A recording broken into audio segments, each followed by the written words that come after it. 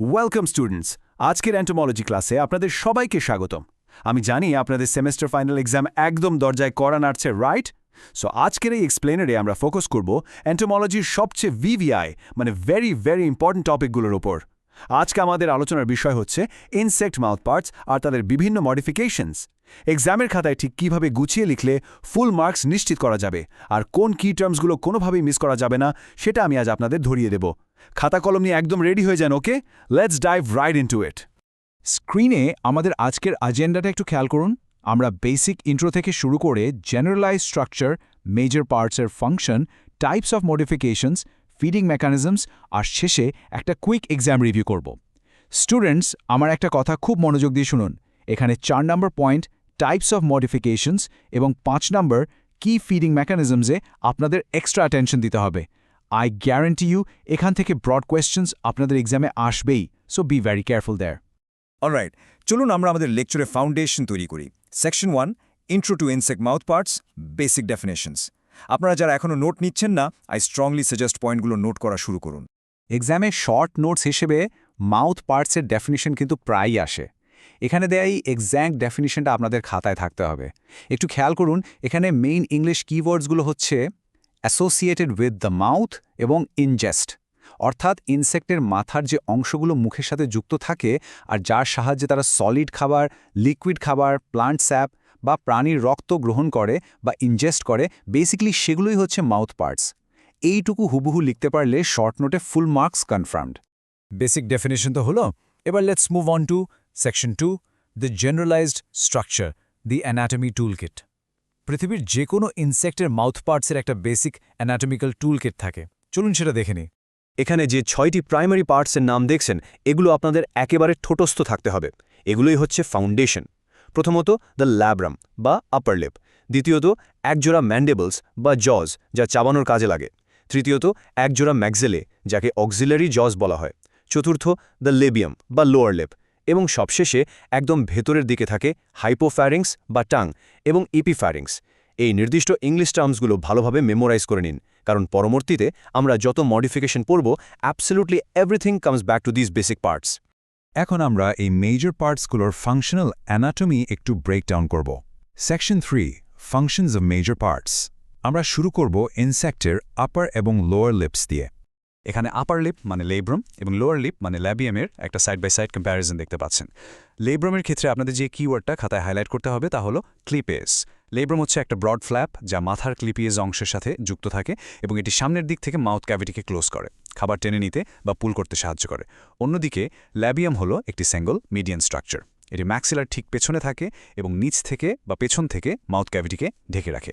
এই ক্লিয়ার ডিস্টিংশনটা এক্সামের জন্য খুবই জরুরি। Now, what's really interesting here is the contrast, mandibles এবং ম্যাক্সিলে। ম্যান্ডিবলস হচ্ছে অত্যন্ত স্ট্রং, আনসেগমেন্টেড মানে খণ্ডহীন এবং স্ক্লেরোটাইজড জজ যা মূলত খাবার ক্রাশ করার জন্য আর ডিফেন্সের জন্য তৈরি। এর ঠিক বিপরীতে ম্যাক্সিলে কিন্তু সেগমেন্টেড বা খণ্ডিত। এটি সেকেন্ডারি ম্যাস্টিকেটিং অর্গান হিসেবে কাজ করে এবং খাবারকে মুখের ভেতর পুশ করতে সাহায্য করে। প্লিজ এমসিকিউতে এই দুইটার বৈশিষ্ট্য কনফিউজ করে ফেলবেন না। মনে রাখবেন, ম্যান্ডিবলস হলো ক্রাশিং পাওয়ার আর ম্যাক্সিলে হলো সেগমেন্টেড ফুড পুশার। ভেতরের স্ট্রাকচারগুলোর কথা বললে আমাদের হাইপোফ্যারিংস এবং এপিফ্যারিংসের কথা বলতেই হবে। হাইপোফ্যারিংস অনেকটা আমাদের জিহ্বার মতো। এটি মাউথ ক্যাভিটির ফ্লোর থেকে ওঠে আর খাবারকে ডাইজেস্টিভ ট্র্যাক্টে পাঠাতে সাহায্য করে। আর এপিফ্যারিংস হল ল্যাব্রামের ভেতরের সারফেসে থাকা একটা মেমব্রেনাস স্ট্রাকচার যা রুফ অফ দ্য মাউথ হিসাবে কাজ করে। এটি খাবারকে ফ্যারিংসে পুশ করে এবং টেস্ট অর্গান বা স্বাদ গ্রহণের অঙ্গ হিসাবে কাজ করে। Okay students, sit up straight. আমরা এখন আমাদের লেকচারের সবচেয়ে ক্রিটিক্যাল পার্টে চলে এসেছি, সেকশন 4, টাইপস অফ মডিফিকেশনস। আমি আগেই বলেছি, দিস ইজ ভিভিআই। আপনাদের ফাইনাল এক্সামের জন্য এই সেকশনটা সবচেয়ে বেশি ইম্পর্ট্যান্ট। স্ক্রিনের এই টেবিলটা হচ্ছে লিটারালি আপনাদের আল্টিমেট এক্সাম শিট। আপনারা জাস্ট এই টেবিলটার একটা মেন্টাল স্ক্রিনশট নিয়ে নিন। এক্সামে মডিফিকেশন টাইপ, ইনসেক্ট অর্ডার এবং এক্সাম্পল, এই তিনটার ম্যাপিং একেবারে পারফেক্ট হতে হবে। যেমন চুইং টাইপ দেখা যায় অর্থোপোডা অর্ডারে, উদাহরণ ঘাসফড়িং। চুইং ল্যাপিং দেখা যায় হাইমেনপটেরাতে, উদাহরণ হানিবি। স্পঞ্জিং টাইপ পাবেন ডিপটেরাতে, যেমন হাউসফ্লাই। পিয়ার্সিং সাকিং থাকে হেমিপেরা অর্ডারে, যেমন মস্কিটোজ। এবং রাস্পিং সাকিং থাকে থেসানপটেরাতে, যেমন থ্রিপস। ট্রাস্ট মি, এই টেবিলটা মুখস্থ থাকলে আপনাদের এমসিকিউ এবং ব্রড কোয়েশ্চেন দুটোরই অর্ধেক প্রিপারেশন হয়ে যাবে। টেবিল তো মুখস্থ হলো, কিন্তু এরা কাজ করে কিভাবে? লেটস মুভ টু সেকশন 5 কি ফিডিং মেকানিজমস। এখানে আমরা দেখব এই মডিফাইড পার্টসগুলো মেকানিক্যালি কিভাবে খাবার গ্রহণ করে। প্রথমে আসছি চুইং বা বেসিক টাইপে। এখানে লেব্রাম আর লেবিয়াম যথারীতি আপার এবং লোয়ার লিপ তৈরি করে। সবচেয়ে ইম্পর্ট্যান্ট ব্যাপার হচ্ছে এদের ম্যান্ডিবলস এবং ম্যাক্সিলাতে দাঁত বা টিথ থাকে। এই ম্যান্ডিবলগুলো অনেকটা গ্রাইন্ডিং মেশিনের মতো কাজ করে, যা সলিড খাবার যেমন পাতা, কাণ্ড বা মূল ছিঁড়ে আনতে এবং ম্যাস্টিকেট বা চিবিয়ে গুঁড়ো করতে ব্যবহৃত হয়। এর সাথে ম্যাক্সিলে এবং লেবিয়াল পাল্পসও প্রেজেন্ট থাকে। এবার দেখুন হানিবি বা মৌমাছির চুইং ল্যাপিং মেকানিজম। এক্সামে এটা আসলে আপনাদের স্টেপ বাই স্টেপ লিখতে হবে। স্টেপ 1, লিকুইড খাবার মানে ফুলের মধু ক্যাপিলারি অ্যাকশনের মাধ্যমে গ্লসার ভেন্ট্রাল কানেল দিয়ে ওপরের দিকে উঠে। ক্যাপিলারি অ্যাকশন এবং গ্লসা এই দুটো একাডেমিক টার্মস খাতায় আন্ডারলাইন করে দেবেন। স্টেপ 2, ভেতরের রডের মাস্কুলার পুলের কারণে গ্লসা সংকুচিত বা শর্টেন্ড হয়। স্টেপ 3, তখন নেকটার বা মধু উপরের দিকে স্কুইজ হয়ে গ্লসা এবং প্যারাগ্লসার মাঝখানে স্পেসে চলে যায়। এভাবেই তারা ল্যাপ করে বা চেটে চেটে খাবার খায়। Moving on to the sponging type, যা হাউসফ্লাই বা মাছিদের মধ্যে দেখা যায়। এখানে বিগ এক্সাম কিওয়ার্ডসগুলো একটু খেয়াল করুন। মাছিদের কিন্তু ম্যান্ডিবলস এবং ম্যাক্সিলে নন ফাংশনাল বা অনুপস্থিত থাকে। এটা অবশ্যই খাতায় লিখবেন। তাদের লেবিয়ামের শেষ প্রান্তটা মডিফাই হয়ে একটা স্পঞ্জের মতো স্ট্রাকচার তৈরি করে, যাকে বলা হয় ল্যাবেলা। এবং সবচেয়ে গুরুত্বপূর্ণ টার্ম, এই ল্যাবেলার ভেতরে অসংখ্য ছোট ছোট চ্যানেল থাকে, যাদের সুডোট্রেকিয়া বলা হয়। এক্সামে এই সুডোট্রেকিয়ার শব্দটা বানান ভুল না করে ঠিক মতো লিখবেন, ওকে? স্পঞ্জিং মেকানিজমটা আসলে খুবই স্ট্রেট ফরওয়ার্ড একটা 3 স্টেপ প্রসেস। ফার্স্ট, মাছি তাদের স্পঞ্জের মতো লেবেলাকে লিকুইড খাবারের উপর চেপে ধরে বা অ্যাপ্রেস করে।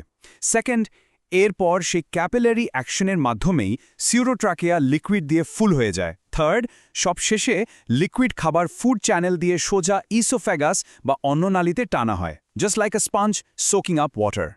এখানে আমরা দুই ধরনের স্পেশালাইজড মডিফিকেশনের একটা শার্প কন্ট্রাস্ট দেখতে পাচ্ছি। বাটারফ্লাই বা মথের থাকে সাইফনিং টাইপ, যেখানে ম্যাক্সিলার গেলিয়া অংশটি মডিফাই হয়ে একটা প্যাঁচানো ফাঁপা প্রবসিস তৈরি করে। এখানে ম্যান্ডিবল থাকে না। অন্যদিকে মশা বা ছাগপোকার থাকে পিয়ার্সিং সাকিং টাইপ। এদের স্ট্রাকচার অনেক লম্বা এবং চিকন।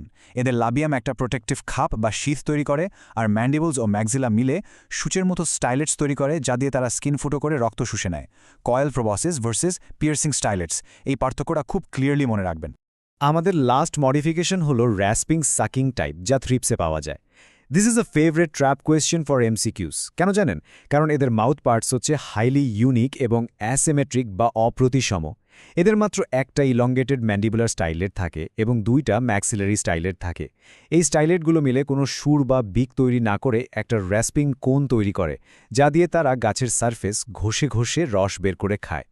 অ্যাসিমেট্রিক এবং র্যাসপিং কোন, এই দুইটা শব্দ যেন খাতায় কোনোভাবেই মিস না হয়। চমৎকার, আমরা সবগুলো গুরুত্বপূর্ণ পার্ট কভার করে ফেলেছি। Let's transition two section 6, quick exam review. আজকের লেকচারে কনক্লুডিং থটসগুলো দিয়ে আপনাদের কনসেপ্টগুলো মাথার ভেতর একেবারে সিমেন্ট করে ফেলি।